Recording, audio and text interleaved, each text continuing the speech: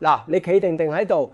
如果你自己係屬虎，又或者你嘅父母伴侶仔女係屬虎嘅，你即刻放低手頭上所有嘢，1秒鐘都唔好劃走。我今日緊急出呢條片，係要同你哋全家搶時間擋大劫。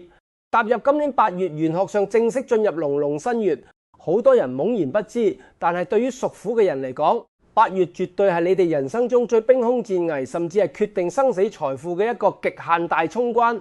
喺八字命理入面，虎係人，8月係申，人申相沖，唔係普通嘅犯太歲咁簡單。呢個叫做金木交戰劈頭蓋臉。一陣間我會話你知呢股力量有幾恐怖。你睇下平時我哋講犯太歲都係話唔順利有阻滯，但係人申大沖係命理界公認嘅4大長生沖之一，力量之猛烈絕對唔係講玩。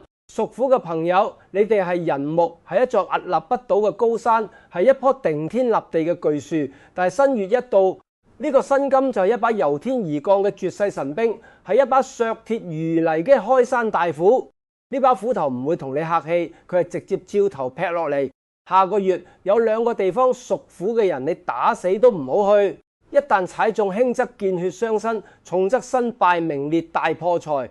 但只要你聽我勸，避開呢2個死月，你唔單止可以力保不失，仲可以利用呢股大沖嘅能量，將煞氣連根拔起，反轉成你下半生嘅暴富大橫財，事關全家下個月嘅平安同財富。即刻喺留言區打出人生化煞逢凶化吉，幫屬虎嘅屋企人立一個護身大陣。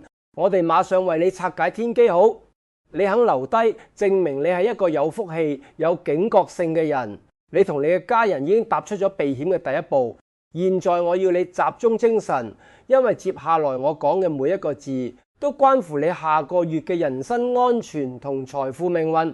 你準備好未？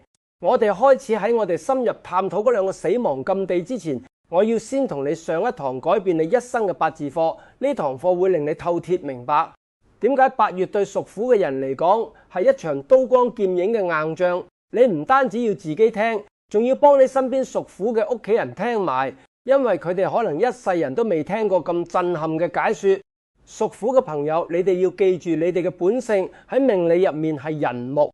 呢個人木唔係普通嘅花花草草，而係森林入面嗰種參天巨木，係可以破石而出，頂住風雨嘅神木。你天生有傲骨有擔當，就算個天塌落嚟，你都會第一個衝出去頂住。你唔中意向人低頭，唔中意俾人指指點點。呢啲全部係人木嘅特性。耕直不阿，生命力減強。你諗下，你平時係咪咁樣？遇到困難係咪永遠自己死頂，俾人冤枉？係咪寧願俾人誤會都唔肯解釋半句？呢啲就係你嘅本質，令人敬佩，但有時都會令你內傷。但係命運就係咁中意開玩笑，你越硬正，佢就越俾個難關你去衝。8月龍龍新月喺5行入面係最剛猛、最崇利嘅辛金。呢個辛金嘅形象你一定要記住，佢就係一把經過千手百戰喺熔爐入面攞出嚟，仍然閃住寒光嘅大斧頭。呢把斧頭喺天地之間游走，專喺特定嘅時間劈向特定嘅目標。而喺今年嘅8月，呢把斧頭嘅準星就對準咗你屬虎嘅人木。你可以想象一下個畫面，你係一棵喺山頂上生咗幾十年甚至上百年嘅堅穩大樹，你嘅根深感泥土，你嘅枝入伸向天空。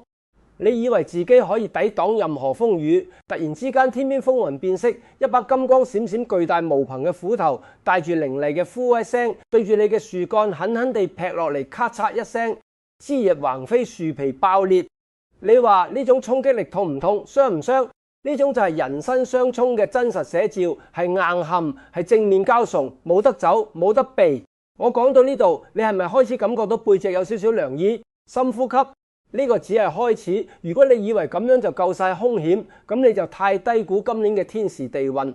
我話你知，如果係普通年份嘅人申沖，以你屬虎人嘅硬朗，最多係受下傷跌下跤，咬實牙根就過到。但係今年係咩年？今年係2026年丙午年。丙午係咩？係烈火，係沖天嘅大火。喺5行嘅生剋入面，木生火，但係火旺就會焚木。本身你嗰棵大樹已經俾人身大沖呢把大斧頭劈緊，而家丙午年嘅天降烈火，仲要喺側邊猛咁燒你。呢個喺命理上叫咩？叫斬樹連根，烈火焚身。你話驚唔驚？斧頭劈緊你嘅身。烈火燒緊你嘅支入，呢種內外交煎嘅狀態就係屬虎嘅。你喺2026年8月要面對嘅真實氣場，呢種兇險嘅程度係會將一個人嘅精神健康、財運，甚至乎係生存意志徹底摧毀嘅級別，絕對唔係我危言圖聽，而係八字命盤上擺到明嘅事實。所以我先會咁緊急，要搶喺8月嚟臨之前拍呢條片出嚟，因為我知道好多屬虎嘅朋友根本唔知道自己嘅面前係一個咁樣嘅心辣。咁呢種金木交戰、烈火焚身嘅格局，具體係點樣影響你嘅現實生活？你千祈唔好以為呢啲只係玄學理論，聽完就算。呢啲天地之間嘅巨大能量會實實在在地顯化成你身邊嘅人同事。如果你唔預先知道，到時發生咗，你先至恍然大悟，就已經太遲。我而家同你拆解呢股衝擊會喺3個方面引爆，你一定要打醒12分精神。第一係你嘅情緒大爆炸。人木主肝係人體嘅將軍之官，掌管謀略同冧怒。你本身係人木，肝火比一般人旺盛，性格比較急躁，好處係做嘢爽快，唔好處係容易衝動。而辛金呢，佢主肺主肅殺之氣，代表住規則紀律同埋壓力。當辛金呢把大斧頭劈向你人木嘅時候，首當其衝嘅就係你嘅肝臟同膽經。你會發現踏入8月，你嘅情緒會好似坐過山車一樣，完全唔受控制，好容易因為一句微不足道嘅說話，一個唔友善嘅眼神就即刻面紅耳熱，心跳加速，怒火由丹田直衝上腦。平時你可能仲可以忍，但係喺人生大衝嘅月份，你嘅理智線係極度脆弱，脆弱到好似一條拉緊咗嘅橡筋，一扯就斷。呢個時候，如果你喺公司，好有可能會同上司或者同事因為一啲芝麻綠豆嘅小事，例如一個項目嘅做法、一個客戶嘅應對，發生激烈嘅頂撞，甚至一怒之下拍台攞辭。你冷靜落嚟之後，一定會後悔，因為你親手斷送咗自己辛辛苦苦建立起嚟嘅事業前程，將多年嘅汗水拱手讓人。如果你係做生意嘅，更加要小心。呢個月你會特別睇唔順眼合作夥伴嘅一啲行為，覺得對方好蠢好無用，繼而產生嚴重嘅拗撬，最終拆夥收場，不歡而散。所以屬虎嘅朋友，聽我一句慳，8月凡事停3秒，吞一啖口水先至好講嘢，寧願俾人覺得你反應慢，都唔好俾衝動呢個魔鬼毀咗你。第二係金屬與交通意外嘅血光之災。我頭先講過好多次，辛金佢嘅形象就係利器、刀劍、斧頭。而辛金喺現實生活入面，仲代表住道路、大街同埋所有高速移動嘅車輛。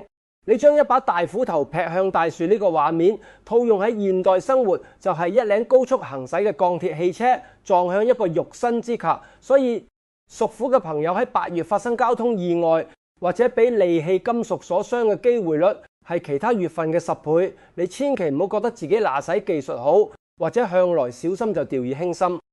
好多時候意外係由對方嘅疏忽引起，但因為你嘅氣場正處於弱勢，所以就特別容易俾呢啲不速之客黐埋身。我強烈建議你8月揸車一定要慢過平時，要打醒12分精神，特別係喺高速公路擠合位或者有盲點嘅路口。就算你係行路嘅，過馬路都唔好掛住睇手機，要一眼關七，因為危險會喺你完全冇防備嘅情況下突然降臨。另外，喺屋企切嘢煮飯用刀嘅時候都要額外留神，因為呢個月就連你手中嘅菜刀都會變得特別嗜血，好容易就會切親自己。仲有一樣嘢，唔好去一啲有大型機器或者五金切割嘅地方，呢啲地方嘅金氣殺氣極重，會加劇你嘅損傷風險。第三係最令人心痛嘅人西背刺。人木係參天大樹，性格正直光明，最怕嘅就係俾啲陰濕小人喺背後放暗箭。辛金除咗係斧頭，佢嘅陰暗面仲代表住借道、計算同背叛。喺人身相衝嘅格局之下，辛金呢股肅殺之氣會催旺你身邊嗰班笑騎騎、放毒蛇嘅忌君子。佢哋會趁住你元氣大傷、判斷力下降嘅時候，喺你最唔為意嘅位狠狠咁捅你一刀。呢種背叛往往嚟自一個你曾經幫過推心置腹，甚至係視為心腹嘅人。佢可能會為咗一己私利搶走你嘅功勞，或者喺你背後做好生事，令你名譽掃地。呢種傷害比你身體受傷更加難受，足以令一個硬淨嘅屬虎人內心世界完全崩潰。講咗咁耐，你唔需要驚，因為你今日遇到我就係你嘅轉機。我嘅責任就係要喺暴風雨之前將個預報同埋安全地圖交俾你。頭先呢啲只係話俾你聽個風有幾大，接下來我先至會帶你進入核心址俾你睇，邊兩個死亡禁地係你絕對唔可以踏足嘅。呢兩個地方，一個實體，一個無形，但都足以令你嘅人生大衝兇險程度100倍放大。你準備好未？好，我哋而家要講第一個。你就算對任何人俾幾多錢，有幾大嘅誘惑，都打死唔好去嘅死亡禁地。呢個地方唔係乜嘢龍潭虎穴，但係對於8月嘅屬虎人嚟講，佢嘅兇險程度比龍潭虎穴更加可怕。呢個禁地就係屋企或者辦公室嘅西南方所對應嘅破敗荒野與極端險地。記住，呢個係方位學同現實環境嘅完美重搭。8月係新月，辛金嘅能量最強、最純、最惡嘅位就係喺西南方。西南方係辛金嘅大本營，係嗰把大斧頭嘅出廠地同磨刀石。你可以想象嗰度成個空間都充斥住崇利，無比寒氣深深嘅肅殺金氣。屬虎嘅你本身已經俾呢把斧頭追住嚟劈，如果你仲要主動行入佢嘅地頭，咁同送羊入虎口，自己伸出條頸俾人斬，有咩分別？我而家就具體話你知邊啲現實生活嘅場景係屬於呢個西南方死亡禁地，你一定要刻喺個腦度，千祈唔好行差踏錯。第一類係位於你屋企或者你成日活動嘅城市嘅西南方嘅荒山野嶺、難捱峭壁同埋一切高危嘅戶外活動場所。屬虎嘅人天性中意挑戰，中意征服大自然，覺得行山攀岩玩極限運動係挑戰自己好有滿足感，係喺正常月份呢啲係你抒發旺盛精力嘅好方法。但係喺今年8月，你即刻同我收起呢個諗法。你諗下，當你去到一啲荒蕪破敗、充滿尖毒岩石嘅西南方山頭，嗰度本身嘅磁場就係金氣極重，嗰啲嶙峋嘅怪石拱嚟嘅石邊，全部都係辛金嘅化身，佢哋喺度等緊你，準備劃傷你。如果你仲要喺呢啲地方攀岩，你嘅身體會直接同呢啲金屬殺氣摩擦，意外發生嘅機會率係平時嘅10倍以上。一個跣腳，一個失手，輕則頭破血流、骨折見紅，重則可能會有生命危險，直情係大斧頭劈落大樹嘅現實版。另外，機動遊戲，特別係嗰啲有離心力、高速俯衝同金屬焗過有關嘅，例如過山車、跳樓機，全部都帶有極強嘅金性。喺8月你玩呢啲，等於將自己撳喺一把高速飛舞嘅斧頭上面，你話恐唔恐怖？所以屬虎嘅朋友，8月嘅戶外活動要親近大自然，揀一啲平坦有水多植物嘅公園就好，例如去湖邊散步或者去植物園，千祈唔好為咗一時之快走去挑戰西南方嘅險峰。第二類禁地係喺你居住或工作嘅建築物嘅西南方正出現嘅動土煞。咩叫動土煞？就係你間屋或者公司嘅西南方窗外門口俾人搭咗棚架，做緊大型裝修、外牆維修，或者係有大型地盤喺度打地基、拆樓、挖泥，呢啲全部叫動土煞，係風水上極兇嘅煞氣。一般情況下，任何方位有動土煞都唔好，會擾亂該方位嘅氣場，令人生病破財。但係當你本身已經行緊人生大衝嘅衰運，而你嘅煞星辛金所屬嘅西南方又同時出現動土煞，呢個就係風水上最惡毒嘅感應。嗰啲裝修、鑽牆、挖泥產生嘅巨大噪音、震動同灰塵，會將辛金嗰種毀滅性、破壞性嘅能量以100倍、1000倍嘅強度激發同放大。呢啲泥頭煞氣會化成千萬把細小嘅飛刀飛斧，跟住氣流第一時間衝入你嘅屋企或者辦公室，優先攻擊你。呢個同辛金相衝嘅屬虎人，所以你一定要睇清楚。如果你發現自己成日出入嘅地方西南方有動土，你行過嘅時候一定要兜路走，繞過佢，離得愈遠愈好。絕對唔可以因為好奇或者諗住睇下幾時完工而企喺嗰個位置睇熱鬧研究。你呢一刻嘅停留就足夠俾嗰啲煞氣所定你，懲住你成個月，令你無端端破大財，或者成日頭暈身㗋，睇醫生都睇唔好。記住，見到西南方動土好似見鬼一樣，掉頭就走，走為上着。講完呢個實體嘅方位上嘅死位，我哋要進入一個更加陰險、更加令人防不勝防嘅禁地。呢個禁地唔係一個固定嘅地點，而係一種氣場、一種環境氛圍。呢個就係我反覆強調嘅第二個死亡禁地——刀光劍影嘅白虎探頭與圈組是非地。頭先講嘅西南方係由方位觸發，但呢個禁地係由事件性質同環境屬性觸發，佢直接呼應金木交戰嘅核心，將金屬嘅殺氣同人為嘅爭鬥帶到你面前。如果你行入呢啲地方，就算你唔去惹人，啲麻煩都會自動惹上你。呢度主要分為兩種，一種係實體嘅，一種係無形嘅。先講實體嘅金屬殺氣地，我講嘅唔單止係普通嘅五金鋪，而係一啲殺氣極重、陰氣極盛、同死亡或破壞有關聯嘅場所。你同我聽清楚，屠房或者係街市入面嘅活家禽屠宰檔附近，大型嘅五金廢料回收場、汽車報廢場，同埋一啲正在進行暴力拆撥樓宇嘅地盤，呢啲地方每一空氣都充斥住金屬撞擊嘅巨響、尖鑿物件嘅摩擦聲，同埋一種生命或物體被終結嘅怨氣。呢啲全部都係白虎探頭嘅極致顯象。白虎就係掌管殺伐戰爭血光嘅兇神。你去到呢啲地方，等於親自走入白虎嘅血盆大口之中。屬虎嘅你本命係木，木主仁慈生長，你嘅氣場同呢啲殺戮破壞嘅包圍完全相衝。你呢一刻嘅出現會嚴重擾亂你自身嘅保護磁場，輕則令你成個人都充滿負能量，脾氣暴躁，重則會招來血光之災，例如無端端俾跌下來嘅金屬割傷，或者喺附近發生輕微交通意外。另外一樣好緊要，記住我講嘅，非必要嘅情況下，8月絕對唔好做任何動刀嘅微整形，或者任何可以延期嘅非緊急嘅開刀手術。呢個觀念好重要，因為成個8月嘅氣場就係金克木，你嘅身體係木，手術刀係金。喺呢個月份俾刀切割你嘅身體，傷口會特別難復原，特別容易發炎，甚至會留低好明顯嘅大疤痕。呢個就係破相，而且麻醉藥嘅風險，醫生一時分心嘅機率喺呢種兇險嘅天地氣場之下都會暗暗提高。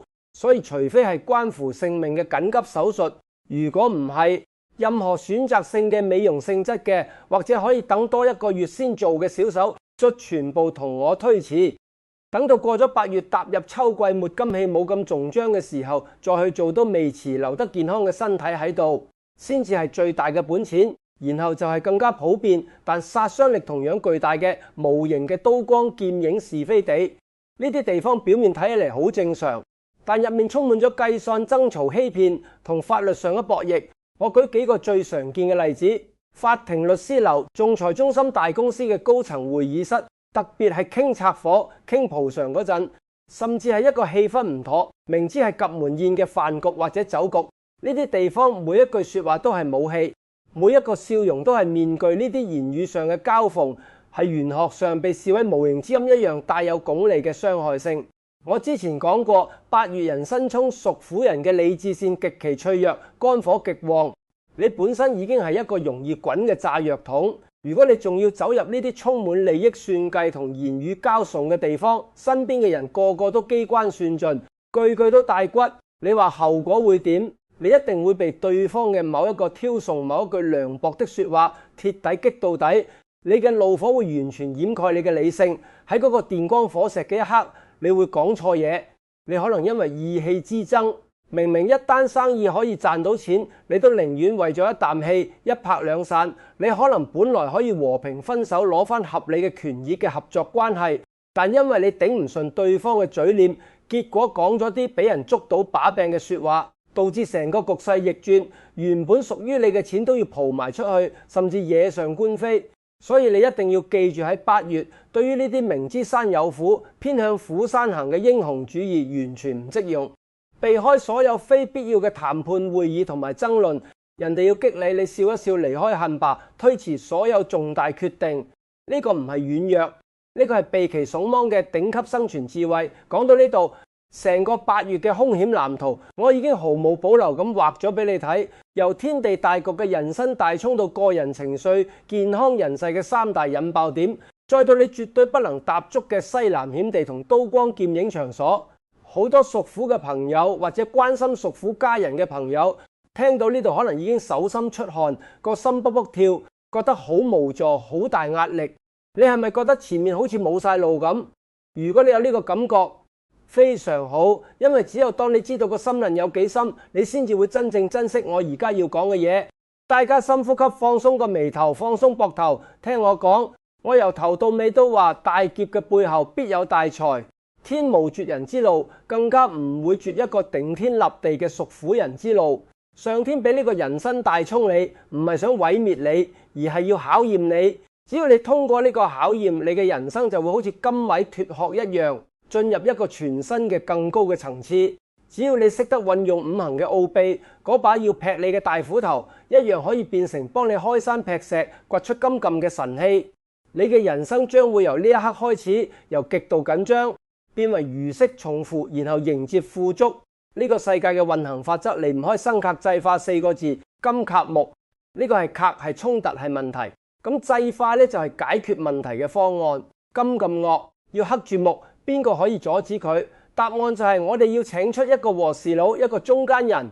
呢個和事佬就係水。點解係水？因為五行嘅奧秘喺於金生水，水生木。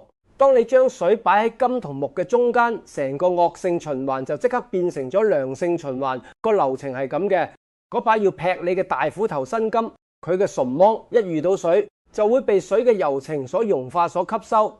斧頭生咗沉，佢就唔會再劈你，反而會將佢嘅能量轉化俾水，然後水就會將呢股由金而來嘅巨大能量轉化成滋養你生命嘅源泉，全力去灌溉你呢棵參天大樹。你睇下，只要加咗水，原本要毀滅你嘅力量，竟然全部變成咗壯大你嘅肥料。呢個就係傳說中嘅化煞生財。你明明呢個佈局有幾咁令人心悅誠服，就係咁簡單。冇錯，天地嘅大道理往往就係咁簡單直接。但係點樣將呢個水用喺我哋嘅日常生活，令佢發揮到最大嘅功效？呢啲就係實戰嘅學問。我而家就將呢套水木相生、以柔克剛嘅獨家絕招，毫無保留咁傳授俾你。你準備好一齊你迎接呢個驚天大逆轉。首先係你每日都要做嘅嘢，日常穿搭風水、衫褲鞋襪係你身體嘅第一層保護罩，亦係最直接改變你個人氣場嘅工具。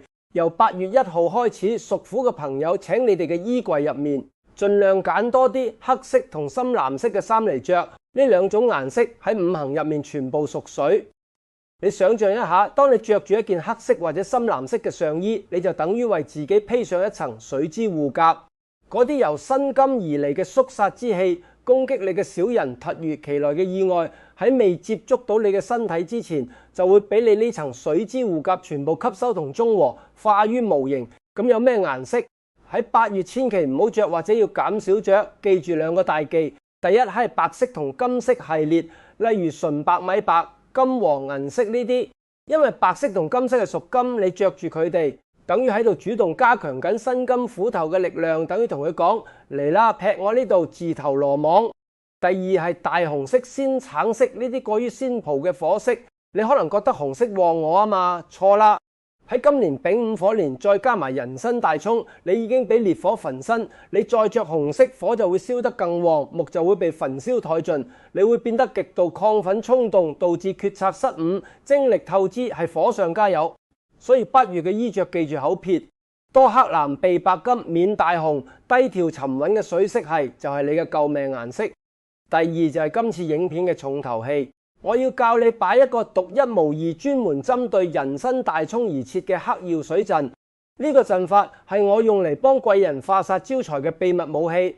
今日為咗幫你哋渡過難關，我將佢公開。你準備好未？呢個陣你要擺喺屋企嘅邊度？答案係正北方。點解係正北？因為喺風水嘅後天八卦入面，正北方嘅卦象係坎卦。坎卦五行就係屬水，係咁多個方位入面，水氣最旺、最純、最強嘅地方。喺正北呢個水之宮殿擺放水陣，功效會以倍數放大。個陣點擺好簡單，但你每一個步驟都要跟足，心態要成。首先，你去買一個全新嘅透明或者最好係黑色嘅玻璃碗，大細適中就得。千祈唔好用塑膠碗或者金屬碗，塑膠冇靈氣，金屬會同水陣本身嘅目的相衝。然後將個碗洗乾淨抹乾，喺正北方揾一個穩固嘅，唔會俾人成日撞到嘅台面或者櫃面，例如你屋企正北方嘅書櫃矮櫃上面，將個黑色玻璃碗放上去之後，喺碗入面倒入大約7-8分滿嘅清水。呢碗水唔單止係普通嘅水，佢係你嘅通天河，負責溝通五行轉化能量。最好用羅水器過濾過嘅水或者精硬水代表純正。最後亦都係最關鍵嘅一步，就係請出我哋嘅主角，將一粒大嘅已經鐵底淨化過嘅黑曜石或者黑瑪瑙輕輕放入碗中嘅水入面。點解係黑曜石或黑瑪瑙？因為佢哋喺寶石界被譽為最強嘅吸煞化煞晶石，本身帶有極強嘅水性能量，能夠吸納負能量，並且轉化為守護力。你想象下，呢粒黑色嘅寶石就好似一個深不見底嘅黑洞，會喺8月呢一整月，全日24小時不停咁幫你將嗰啲喺四方八面劈埋嚟嘅金屬煞氣、是非口舌、小人暗箭，全部吸收晒入去碗水同埋石頭嗰度，然後經過水嘅融化同轉化，呢啲原本有害嘅能量會變成滋潤你本命大樹嘅財水，緩緩釋放出嚟，通過正北方嘅水氣擴散到你全屋，令你同你嘅家人都沐浴喺一片被轉化後嘅溫柔而強大嘅生旺氣場之中。你維持呢個陣有一個好重要嘅規矩要遵守，每隔大概3日你要換一次碗入面嘅水，倒出嚟嘅舊水代表住你嘅衰氣同埋煞氣，直接倒入廁所沖走，唔好留。然後換上新鮮嘅清水粒黑曜石，每個星期攞出嚟用清水沖洗一下，抹乾再放翻入去。只要你保持個水陣嘅水乾淨清澈，你呢個月嘅運勢就會好似呢碗水一樣由濁轉清，逢凶化吉。呢個陣法嘅威力，你唔需要懷疑，只要你跟住做，你親身感受到個變化，你就會知道我所言非虛。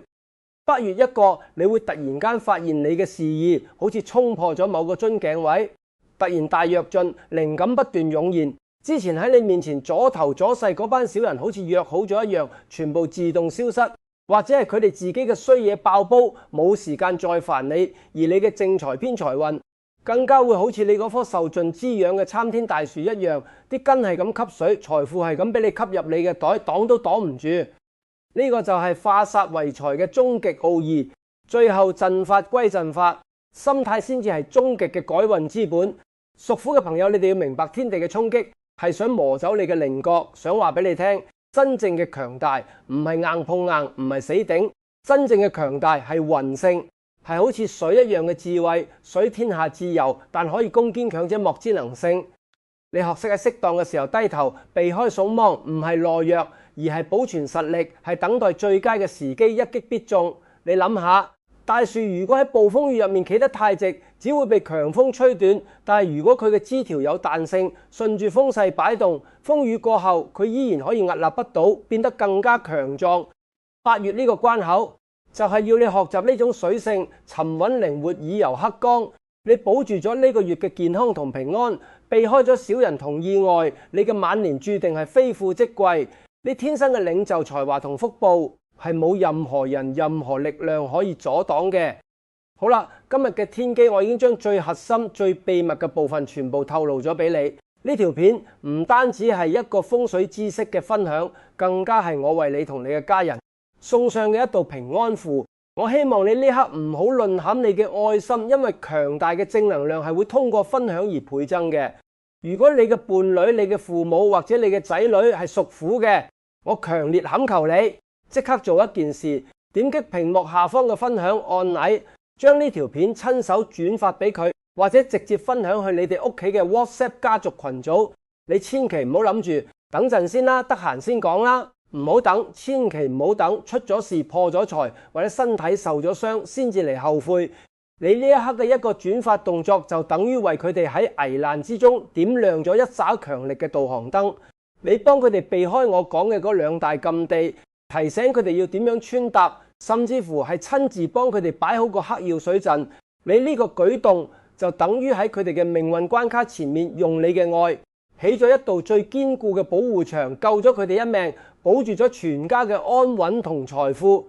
呢份大愛，上天一定睇到呢份功德，最終一定會10倍、100倍咁降臨反覆報喺你自己身上，令你一家人順風順水、福澤萬丈。最後想以後第一時間收到我呢啲最專業、最直白、最見效嘅避險改運秘訣，你而家就即刻點擊下方嘅訂閱按鈕，並且一定要記得打開訂閱旁邊嘅小立擔咁樣，每次我有新嘅緊急提醒，你都可以喺第一時間收到，為你嘅人生同財富爭取到最寶貴嘅先機。我呢個頻道唔會講廢話，只會喺最關鍵嘅時刻企出嚟幫你指點迷津。喺呢度我哋一齊做一個約定，好唔好？請所有屬虎嘅朋友同埋所有為咗屋企人祈福嘅善心觀眾，喺呢個歷史性嘅嗰一刻，喺下方嘅留言區用你最堅定最真誠嘅心打出呢句口訣：人生化煞，逢凶化吉，晚年暴富。我呢句口訣本身就係一個強而有力嘅正面心錄，會產生強大嘅集體念力。當你哋每一個人都打出呢句說話，你就會同我同所有睇緊呢條片同你身處同一條船嘅朋友結成一個巨大嘅能量守護網。而我會親自喺後台為你哋每一個留言一點讚加持，將我嘅祝福通過呢個方式傳遞俾你哋每一位。我祝所有屬虎嘅朋友喺即將來臨嘅8月關關難過關關過，最後全部平平安安，將所有嘅災煞全部轉化為滾滾而嚟嘅財富，大發特發，金玉滿堂。我哋下期再見。